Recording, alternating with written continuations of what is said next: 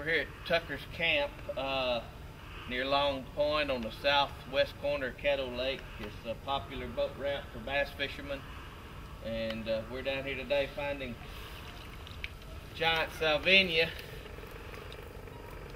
and it's scattered all in this area around the cypress trees and around the boat ramp. I don't know if you can see it or not from there.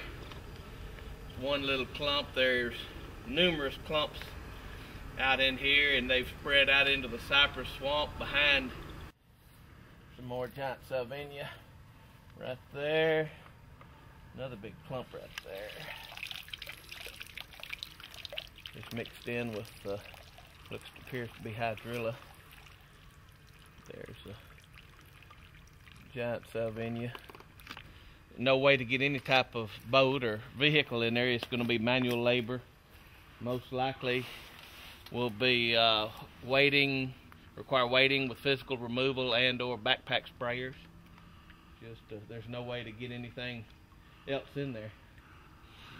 Reports are not real good. The way that it spreads, if we don't do something about this area here, they could possibly lose one or both of these boat ramps here by the midsummer. They would actually grow in and choke these boat ramps off.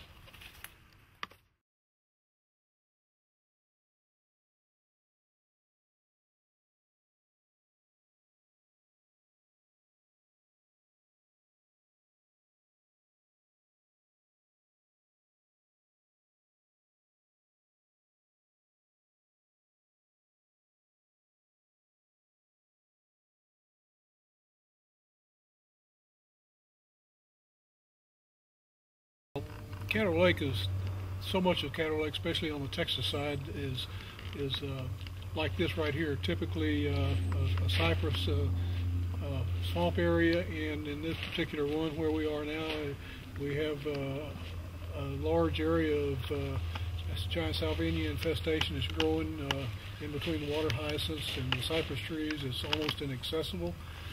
Very difficult to get to it. Spray boats can work their way in here and spray it.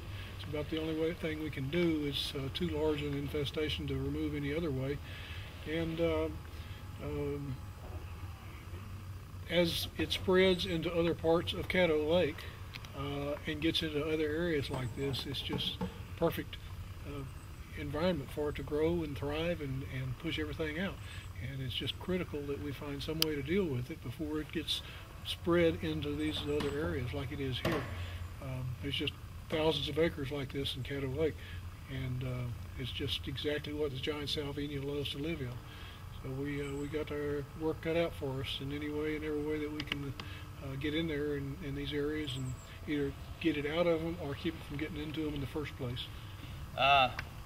This is another example. This is how it starts growing. It's clustering around these bottoms of these cypress trees, and it'll start there and choke everything else out. You know, we're fortunate on Caddo that the people that use the lake and live on the lake all love the lake so much that they have a tremendous interest in dealing with the Salvinia. And as we better educate them to work in a program like our Shoreline Watch program, they're going to be an effective battlefront to not only to locate it but help deal with it and remove it as it continues to be found in other areas. It's going to be a big asset without a major expense associated with it to help deal with the Salvinia.